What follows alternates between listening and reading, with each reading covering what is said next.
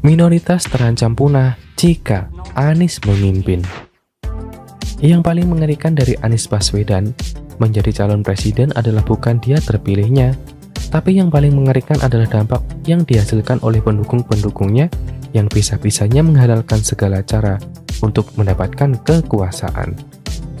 Pendukung Anies Baswedan dikenal sebagai kelompok teroris dan kelompok radikalisme yang dengan tidak ada segan-segannya melakukan tindakan bom bunuh diri dan menghancurkan tubuhnya.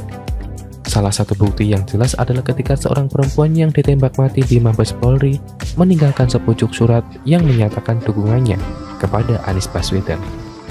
Buat saya ini adalah sebuah data yang tidak pernah bisa hilang dari sejarah, karena di dalam suratnya ada secercah dukungan kepada sosok Anies Baswedan yang saat ini menjadi Gubernur DKI Jakarta lewat kemenangan realistis dan berbau-bau politisasi agama. Apa yang harus dikerjakan oleh rakyat Indonesia adalah tetap cerdas dan tidak terbawa hasutan atau tipuan-tipuan yang dilakukan oleh pendukungnya. Beberapa bulan ini ada yang cebokin dia soal dukungan kepada terorisme. Mereka mencoba untuk menghancurkan rekam jejak lama yang memang sebenarnya tidak pernah bisa hilang. Menghapus dugaan rasisme dari Anies Baswedan dengan cara memberikan gelar Bapak Kesetaraan kepadanya. Ini adalah salah satu hal yang tentunya saya kira tidak bisa tidak kita bicarakan terus-menerus. Kita harus mengingat betapa rusaknya demokrasi dihancurkan oleh kelompok yang mengatasnamakan agama tersebut. Namun ternyata mereka hanyalah menggunakan kedok agama untuk mendukung pasangan yang tidak bisa bekerja.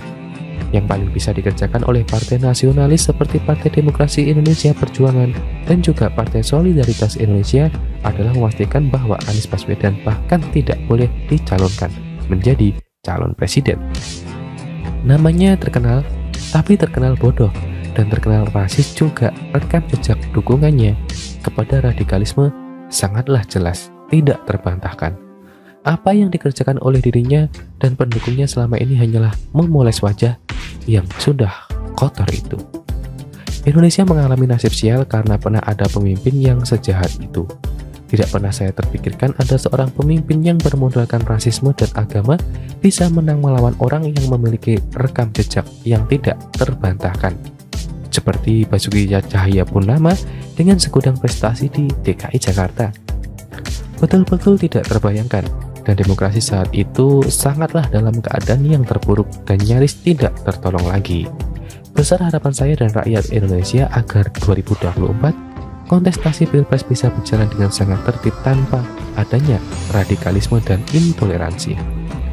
Karena jika orang-orang seperti itu menjadi pemimpin sebuah negara, nasib rakyat minoritaslah yang menjadi korbannya, karena mereka akan dipersekusi dan dihancurkan sampai ke akar-akarnya.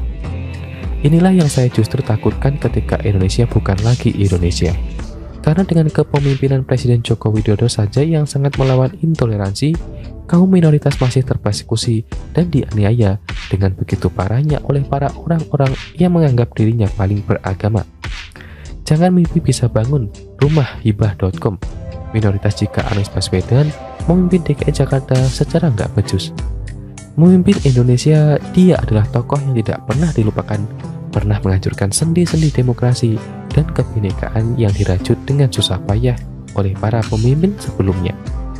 Jangan-jangan nasib kaum minoritas terancam punah jika Anies Baswedan menjadi pemimpin Indonesia. Untuk memastikan hal ini, kita harus mematikan kader politiknya sekarang juga.